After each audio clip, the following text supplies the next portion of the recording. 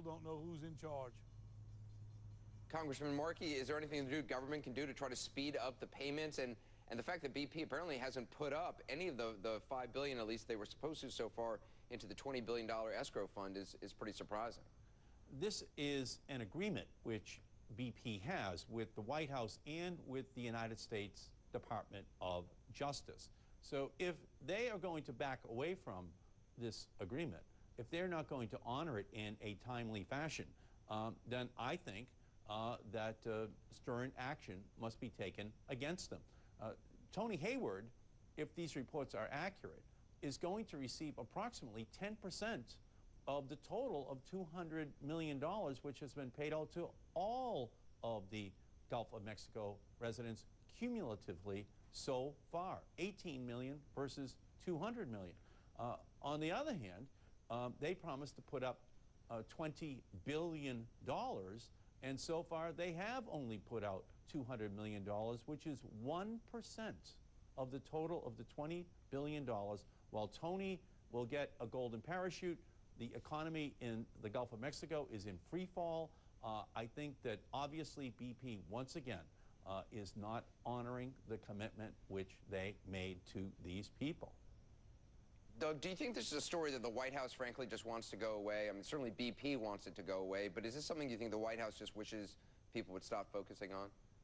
I think so. I mean, they want it off the front page. It's become the big inconvenience in an election season.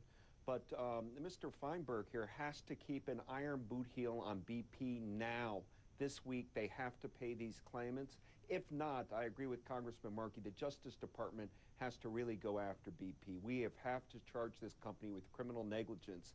Whether you look at Texas City or the Alaska tundra spill or what happened in the Gulf, this is a company that's been running roughshod in America over our Justice Department, over the people of Louisiana. There's a continual arrogance of the company. You saw it with Tony Hayward when he went on his yacht with all of the comments that he's made. Now essentially taking blood money of this magnitude as a punch-out, snubbing his nose while they're not even paying people in the Gulf. Hayward is known as Toxic Tony around the Gulf South, and people are not filling up with BP. They're selling their stock, and there's an anger rising in the Gulf, and Ken Feinberg recognizes it, and he's trying to put the pressure on BP to move and pay people.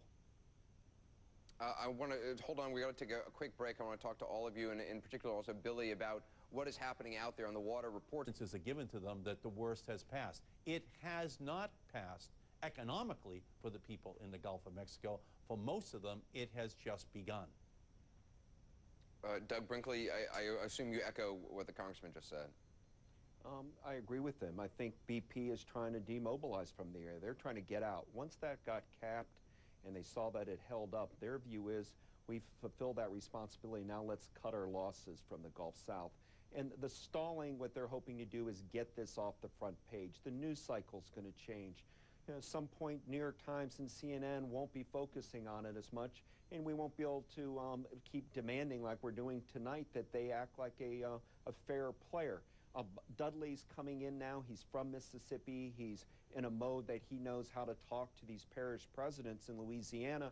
Yet last week, they had a meeting at English Turn Country Club, and he blew them off 20 minutes before. This was the Bobby Jindal, Mitch Landrieu, 6 parish presidents, including Billy, and here's Dudley blowing them off last minute. It's a constant insult to not just Louisiana, but to the United States, yet BP is this oil company that's making its money off of the consumers in this country.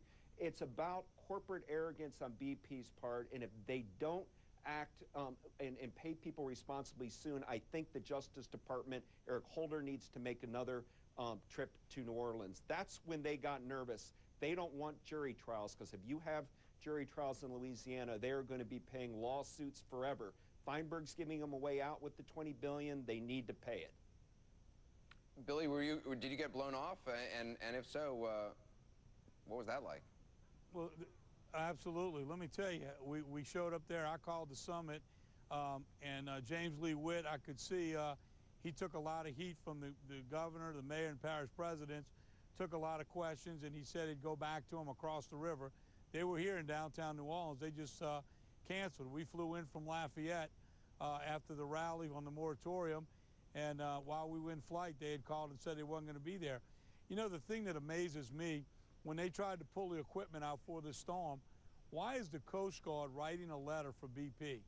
Why is the Coast Guard, it's like the Coast Guard is the PR firm for BP. We're supposed to take it because it's our own Coast Guard writing a letter saying it's okay to take assets out. The Coast Guard should be there helping us. Instead, it's like they're there to keep us quiet and help BP on the exit strategy. I've never seen anything like this. Somebody needs to stand up and answer some questions. Why is the Coast Guard won't get me boom, they won't get me things I need in the parish, but they'll help BP sneak equipment out of my parish? That is criminal. It's criminal. We're going to have to leave it there. Billy Nungesser, good to have you on. Congressman Markey, thank you for your time. And Doug Brinkley.